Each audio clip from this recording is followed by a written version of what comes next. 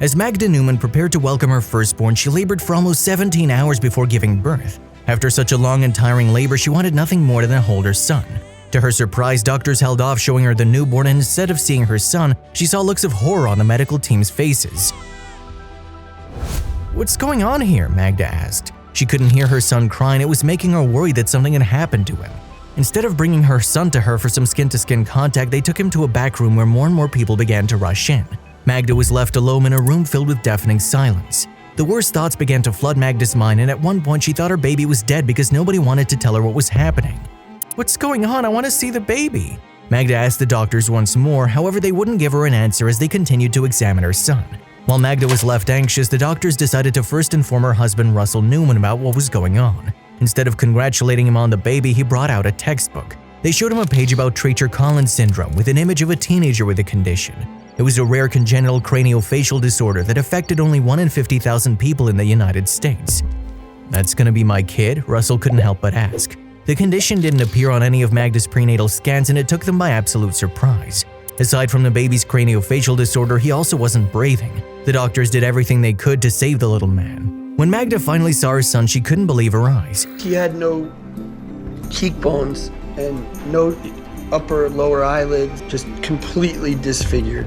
The couple named their baby boy Nathaniel, and it took a year before Magda could look at him without flinching. A lot of adjustments needed to be done on their part. The worried parents decided to contact the Institute of Reconstructive Plastic Surgery, IRPS, a hospital that worked directly with kids who had Treacher-Collins. After leaving a message, they received a call from a certain Shelley Cohen, who turned out to be a speech and language pathologist. When Russell answered the call, he was taken aback by the first thing Shelley said. I said, "Hello, who's this?" She goes, "It's Shelley Cohen, congratulations." That was the first person who said us congratulations. No one You had had a baby. congratulated us yet.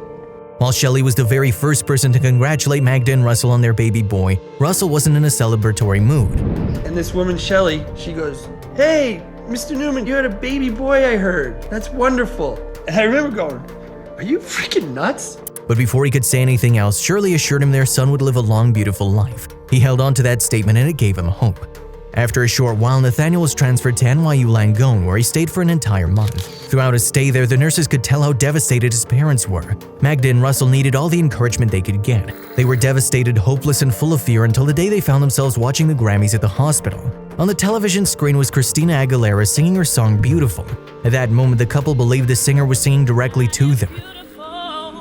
No matter what they say, no matter what words can bring me down. It became their anthem, and the song began to resonate with them. The parents began to recondition their thinking. Instead of focusing on their child's appearance, they shifted their perspective, believing Nathaniel will be beautiful because of his personality.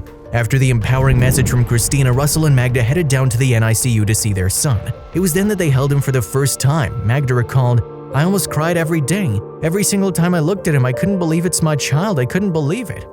Apart from his disfigurement, Nathaniel also had a difficult time breathing and eating. However, his brain was unaffected by his condition, so he was just like any other child. In his first year, Nathaniel had over 10 surgeries to try and improve his way of living. His parents refused cosmetic surgery on him and instead focused on improving his quality of life. One of the most difficult things Magda and Russell had to endure was having to hear comments from other people, especially in such a big city like New York. Nobody complimented Nathaniel and nobody congratulated them either. His own dad couldn't help but admit, He didn't look like a human being. It didn't look like a He human. didn't look like a person. It was that different. by the time Nathaniel was a toddler, Magda and Russell wanted to try for another child. However, it was not easy for them to carry on with their plan, fearing their second child would also be born with Treacher-Collins. The couple did several tests to ensure it wouldn't happen and even sent their DNA samples to Johns Hopkins. It was then they were convinced that there was a 99% chance their second child would not be born with Treacher-Collins. True enough, they welcomed their second son Jacob with no complications. The proud parents likened their second son to a porcelain doll. Nathaniel and Jacob grew close until Nathaniel started becoming conscious of his own face. He noticed the stares and screams at birthday parties because children were afraid of how he looked. The first time Nathaniel realized his face was different from kids his age was when he was called a monster. For years, he endured all the judgment from other people. By the age of 11, Nathaniel had undergone 54 surgeries and he was no longer as bothered by looking different. He was able to explain his condition more effectively. When he was a teenager, he had to move to an entirely different school. He made sure to send letters out to his classmates early so they wouldn't be surprised when they saw him for the first time. To make the letter more relatable, he incorporated the best-selling book Wonder into it. The book is about encountering a girl who had a facial defect and how it is to live in a world that had difficulties accepting her looks. In 2017, Wonder became a film. Nathaniel credits the film along with his courage and his mother's dedication for all the wonderful transformations in his life. Inspired by their challenging journey, Magda wrote a book titled Normal, a mother and her beautiful son narrating their story. Likewise, Nathaniel wrote his own book titled Normal, One Kid's Extraordinary Journey, which also narrates his story from his perspective. Through it all, Nathaniel has accepted his life wholeheartedly. Wonder changed the way people saw Nathaniel and made them more understanding and a lot nicer to him. In school, he's treated like everybody else. Even Nathaniel's brother Jacob saw the changes that Wonder brought. He used to protect his brother like a bodyguard, but after the film came out, people weren't as harsh as they used to be. Nathaniel isn't jealous of his brother's normal face and has learned to accept his condition. Likewise, his mother realized that God chose her out of all the people in the world to care for Nathaniel. Through the years, she chose to stay home to care for him while Russell worked at an insurance company. She handled caring for 2 growing boys while beating cancer twice.